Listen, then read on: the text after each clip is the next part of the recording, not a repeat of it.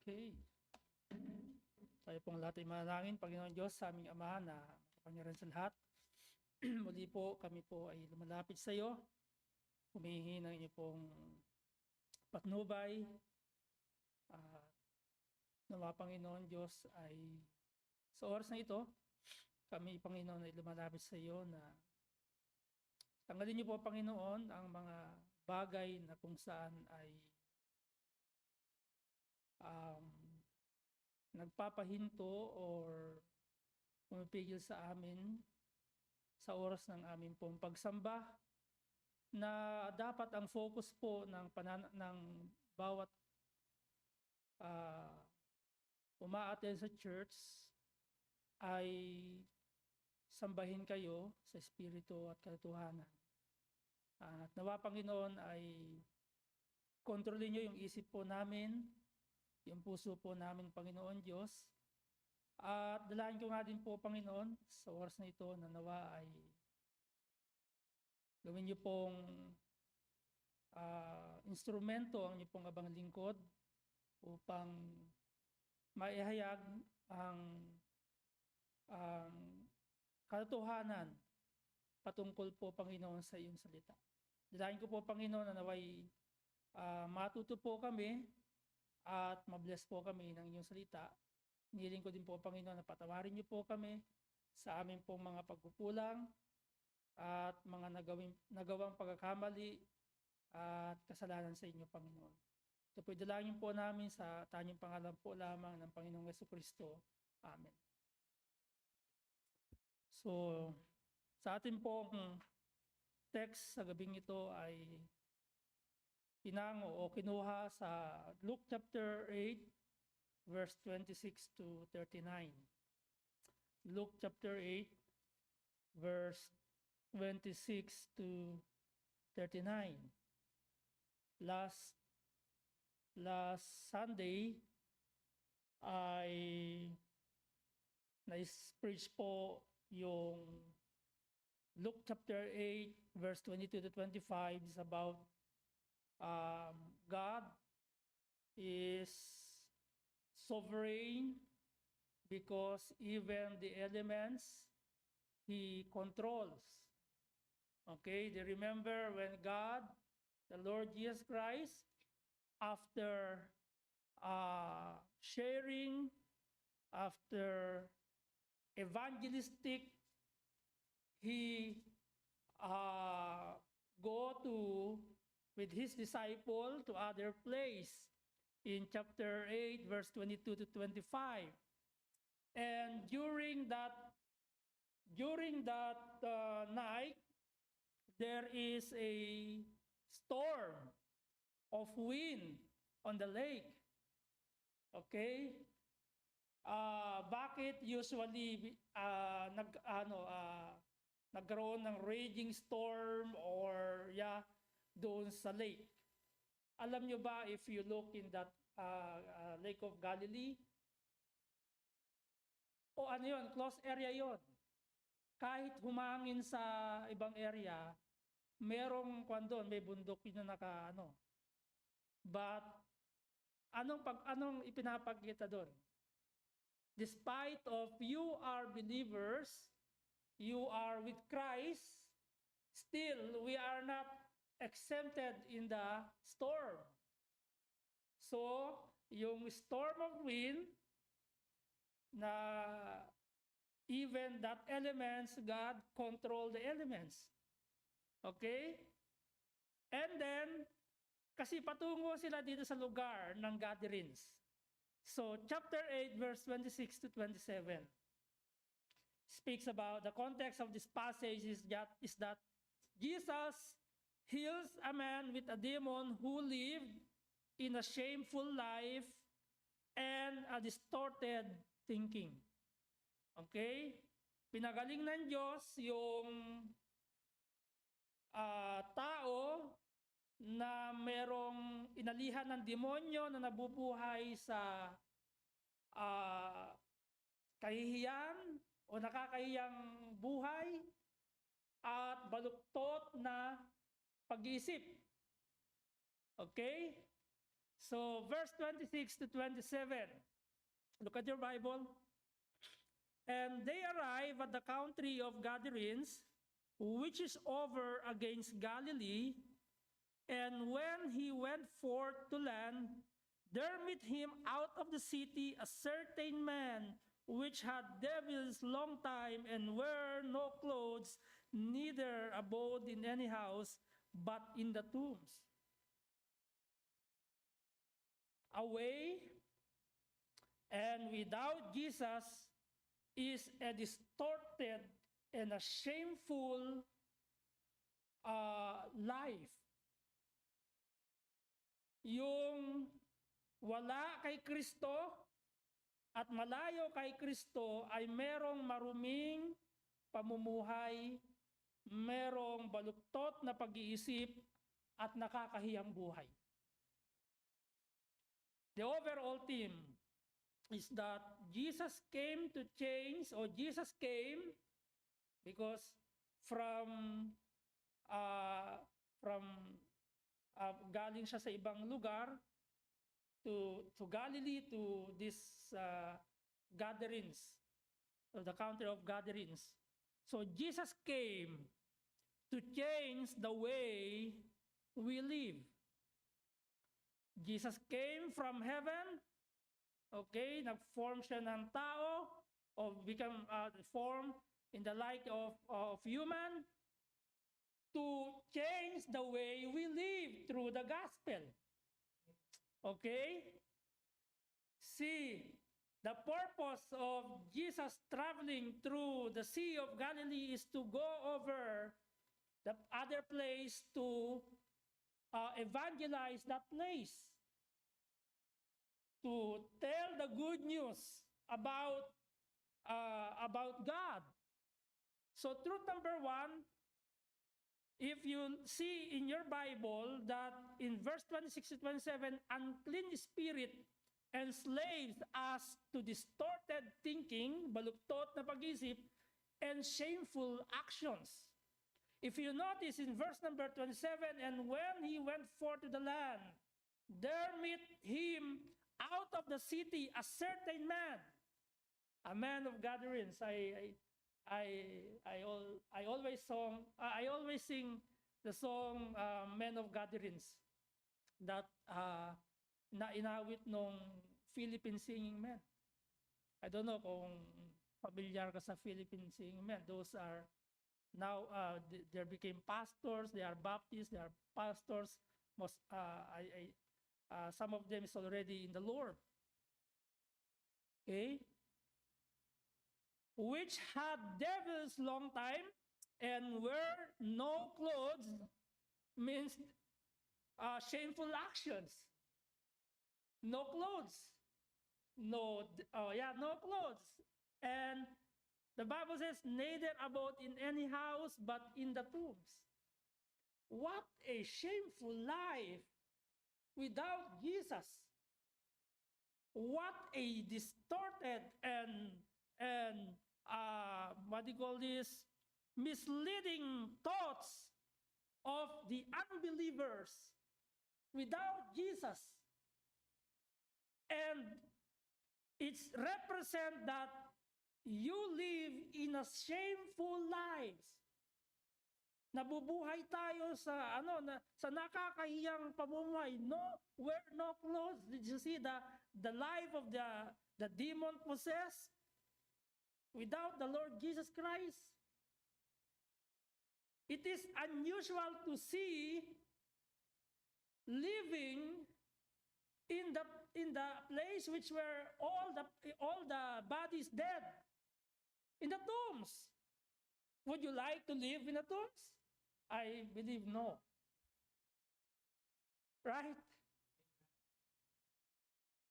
Merong bang tao na matino ang pag-iisip na doon tumitira sa not unless ikaw ay sepulturero. Pero hindi ka doon nakatira sa doon lang maybe sa gate or nearest to the graves. Right? to the public cemetery. Pero ito, hubad na siya, wala siyang damit, hindi siya nakatira sa bahay, kundi nakatira siya sa tombs. So a person without Jesus is living in a dishonorable life. Ang tao na wala si Kristo sa buhay ay nabubuhay sa kahihiyan. Distorted thinking, wala sa pag-iisip. Minsan sinasabi natin, pag nakakita tayo ng mga ganun, baliw, baliw. Tama? Amen? Distorted thinking, wala sa pag-iisip, gumaganyan, tapos tawa ng tawa, tapos kung ano-ano ang pinagsasabi. Diba? Baluktot na pag-iisip. And sometimes believers, we tend to look at them, and sometimes before you believe Jesus Christ, the same you live as they live. Without Jesus, you are living in a dishonorable life. Public nakedness causes to shameful actions. Do you think it is pleasing to see public nakedness? Try mo. Kung hindi pagtatawanan ka. Living in darkness. Wala naman kasing ilaw sa sa tomb. Not unless sa ibang but before living in that place is totally dark. Totally no living. Mabaho. It is not appropriate to live in the tombs or the graves, place of a dead body. Again, away with Jesus, your life will be dishonorable. And this is your past. And this is our past. We are living in a shameful, distorted thinking. Baluktot na pag-iisip. Bagamat may pagkakataon, we tend to share the gospel where someone is what do you call this? Yung na-encounter tayo, they sometimes make a joke. Okay? When we say about Jesus, they will simply say, kumikita ba ako dyan? Di ba? Nakakarinig kayo ng ganun eh. Amen? Akala nila, pag nag-share ka ng gospel, nagbibigay ka ng tracts, binabayaran. They have a distorted mind or thinking. Verse 28 to 33. Verse 28 to 23, when he saw Jesus, he cried out and fell down before him, and with a loud voice said, "What have I to do with thee, Jesus, thou Son of God Most High?" Parang, do you see the context? Do you see the point? The devils know and recognize that Jesus is God and Jesus is powerful. The devil knows that he is God. The devil knows that he is powerful. Look at your Bible. I beseech thee, torment me not. Meaning that Jesus Christ is able, he is a sovereign God with power to punish the devils that na inalihan yung lalaki. Verse 29. For he had commanded the unclean spirit to come out of the man, for oftentimes it had caught him, and he was kept bound with chains and in fetters, and break the bands, and was driven of the devil into the wilderness. See, even the devil can control the lives of a man. Okay? But that devils, he recognized that Jesus, the Son of the Most High God, and he knows that Jesus is powerful. Why? Look at the word, torment me not. Amen? They were devils. They were fallen angels. They can control you. They can deceive you. They will embarrass you. They can use your life to be embarrassment to everybody. Verse 30, and Jesus asked him, saying, what is thy name? And he said, Legion, because many devils were entered into him. And they besought him that he would not command them to go out to the deep. Sila pa yung nakikiusap. Okay? Because they know Jesus. They know Jesus is powerful. They know Jesus is sovereign God. He is Son of the Most High God. He mentioned in verse 28, verse 32, and there was there unheard of many swine feeding on the mountain, and they besought him that he would suffer them to enter them, and he suffered them. And verse 33, then when the devils out of the man and entered into the swine, siguro sa lugar na yon ay lugar ng babuyan.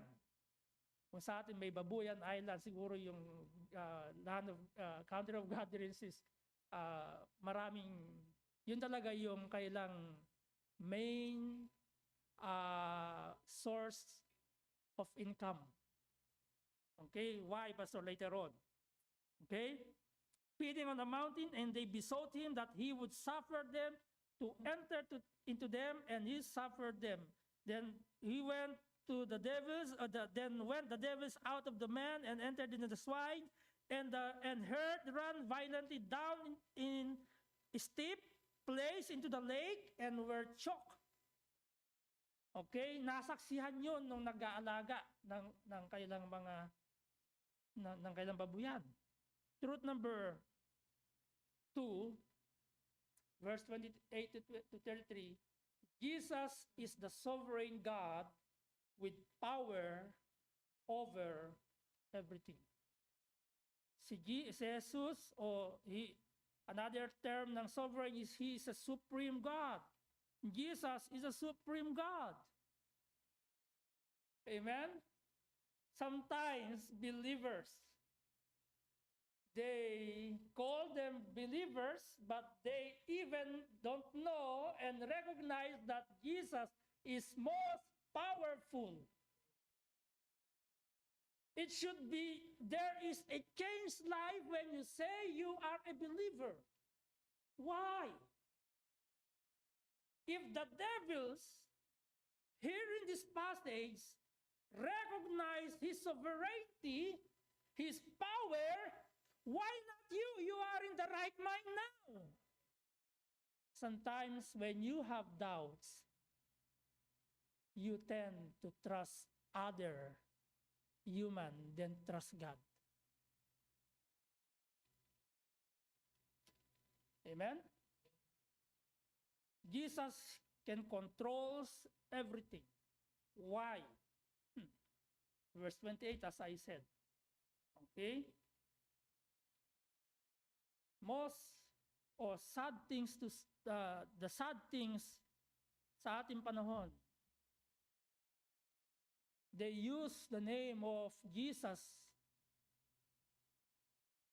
in vain. Yes, they know, some of them know Jesus Christ is powerful, he is God, but they use sometimes his name to cast out devils. Amen? That's using God's name into what? Vain. But sometimes those who casting devils, he even recognize Jesus in his life, he is a powerful God. Because when you say the name of Jesus, it should be, there is change in your lives. Amen? Verse number 34 to 36. When they that fed them saw what was done, they fled and went and told it in the city and in the country. Then they went out to see what was done, and came to Jesus and found the man out of whom the devils were departed, sitting at the feet of Jesus, clothed and in his right mind, and they were afraid. Verse 36, they also which saw it told them by what means he that was possessed of the devils was healed. Truth number 3, Jesus can deliver and restore you to a decent actions and right thinking, right mind. Oh, yeah, you understood now that he is God, he is sovereign God. Amen? Again, truth number 3, Jesus can deliver and restore you to a decent actions as a normal, okay, and right thinking. Ibig sabihin, pag nakakita ka ng ganun, they are mad, sabi nyo, minsan baliw, di ba? Correct?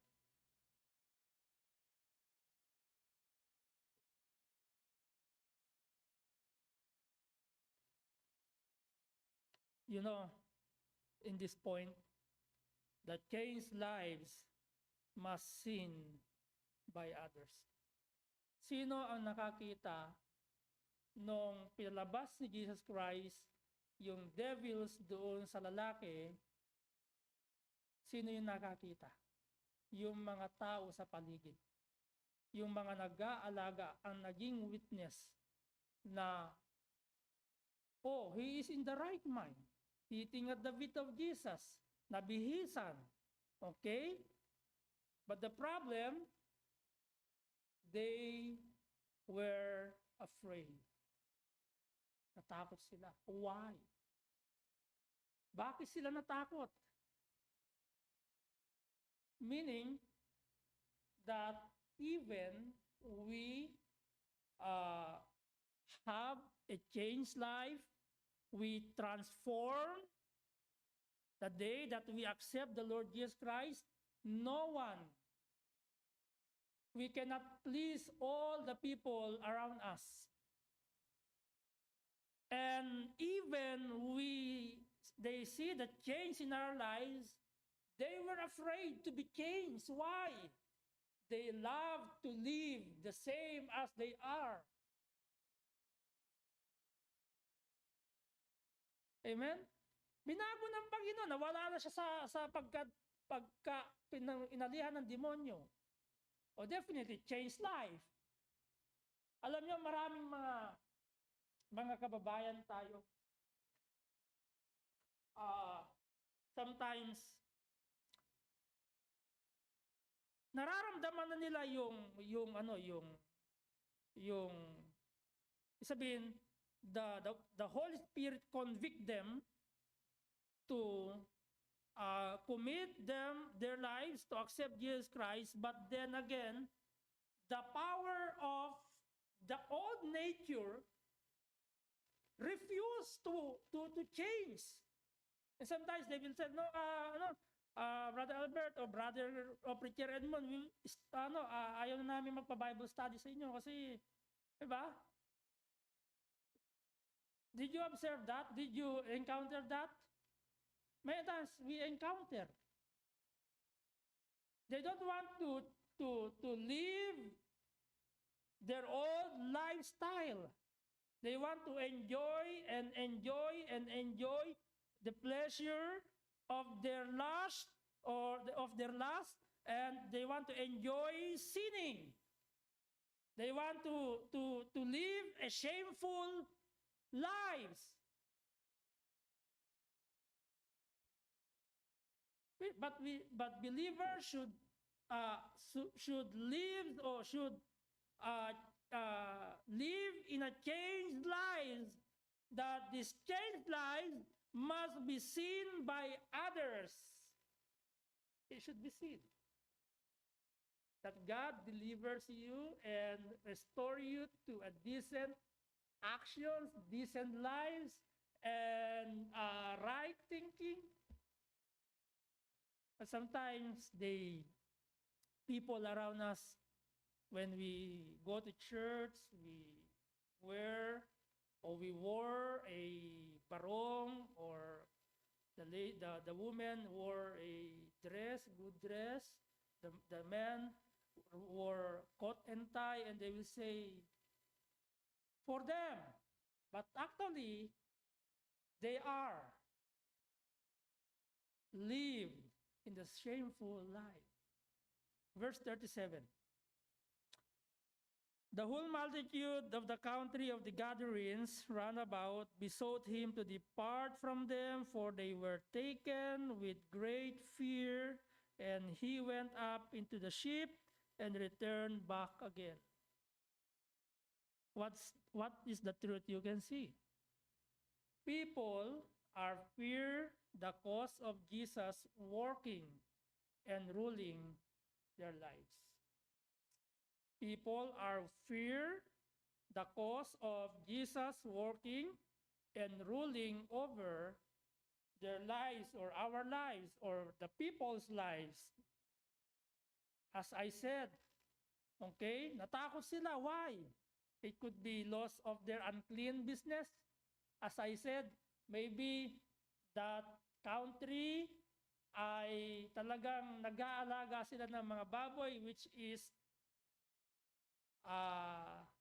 dirty business. Why?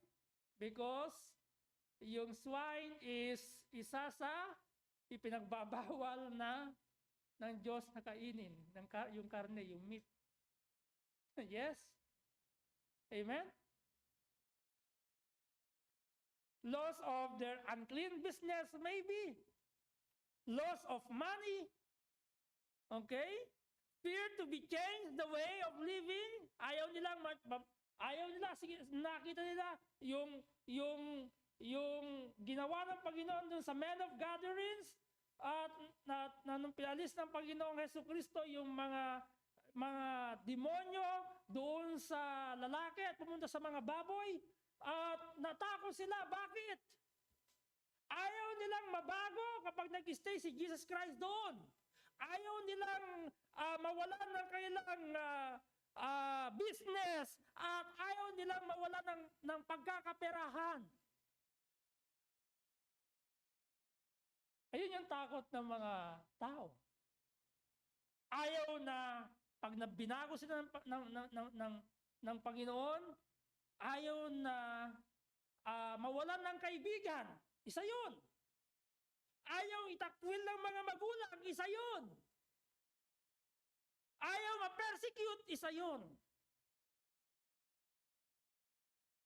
Ano pa? Ayaw iwan yung kanyang kalaguyo. Ayaw iwan yung kanyang lalaki, yung kanyang babae. I will tell everything here. They are fear the cause of Jesus working and ruling over their lives, over our lives. Sometimes we are afraid to commit. Why? You are afraid to leave your profession.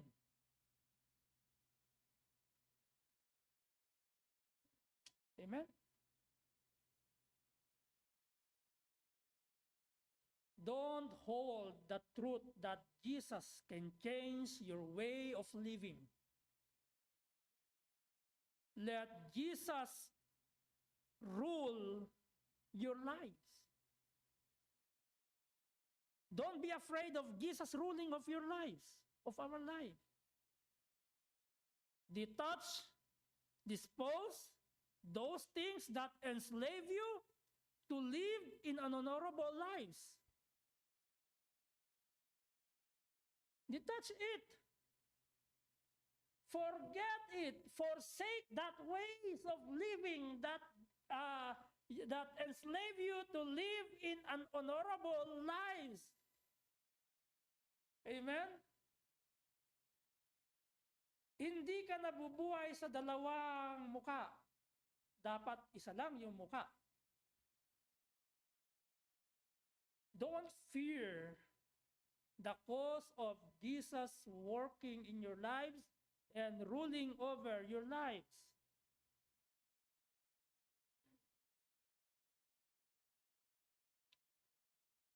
Verse 38 to 39. Now the man out of whom the devils were departed besought him that he might be with him. But Jesus sent him away, saying, Return to thine own house, and shew how great things God hath done unto thee. And he went away, and he went his way, and published throughout the whole city how great things Jesus had done unto him. What is the command here? What is the command here? That the truth is that we must tell others about the great things God has done for our lives. That's the command of Jesus. He wanted to go with Jesus, but Jesus told, okay, go or return to thine own house. First, tell to your loved ones about Jesus. I always encourage you, don't be hypocrite. You love to share the gospel to others, but your loved ones bow to hell. You are hypocrite. Here's the command. Return to thine own house and show how great things God hath done to thee. Amen? Sometimes we are living in a hypocrite life. We encourage others, but your father, your mother, your sister, your loved ones bound to hell, and the people around you knows you brother and sister, and they are devoted. Praise God to their lives. But your parents didn't praise God because you don't even tell your loved ones about Jesus. Are you with me? Hindi po ako galit. The first thing you should to go, your own house, tell about Jesus, the change. And then, tell to your friends about Jesus. Binigyan ko kayo ng papel. I don't know if you want to follow. But for me, as your pastor, I want to be your partner, praying for your parents, for your loved ones, for your neighbor, or for your workmates. But some of you insist not to do. Up to you. Amen? Tell your loved ones about Jesus. Tell your friends about Jesus. Tell to your workmate about Jesus. Tell to your neighbor the change in your life. Amen?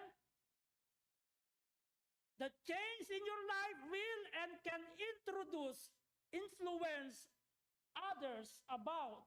others to Jesus if there is a change.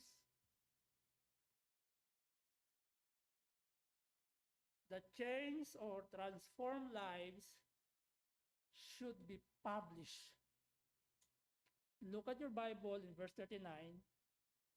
The command of the Lord Jesus Christ, return to thine own house and show how great things God hath done to you. And he went his way, correct? And what? Another point, publish throughout the whole city. How great. Inutusan na sa Panginoon sa bahay nila, pagkatapos pumunta siya. At pagkatapos niya pumunta sa utos ng Panginoon, okay, and he also published throughout the whole city how great things Jesus had done unto him. But the command is to go first to his own house. Amen? Jesus is a sovereign God with power that can change our lives, deliver us out of a dishonorable lives. But believers, let us allow him to rule in our lives, or to rule our lives, that our lives becomes a blessing to others. Tayo pong natin manalangin. Panginoon Diyos, salamat po for this opportunity. Though my preparation is just too short.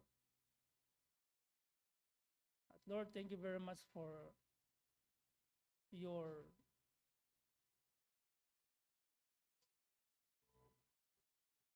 knowledge.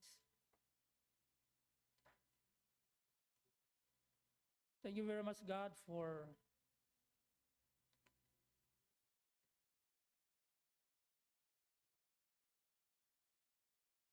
constantly teaching us, guiding us, to reminding us about the truth about Jesus. He came to change the way we live in this earth.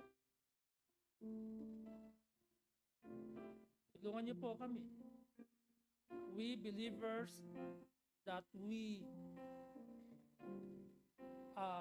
share, or that we allow Jesus Christ to rule our lives, so that the transformed lives will be blessing to others. Lord, help us to be a blessing first to our loved ones, to our own house, then to others. May your name be glorified and magnified, O Lord. In Christ's name we pray.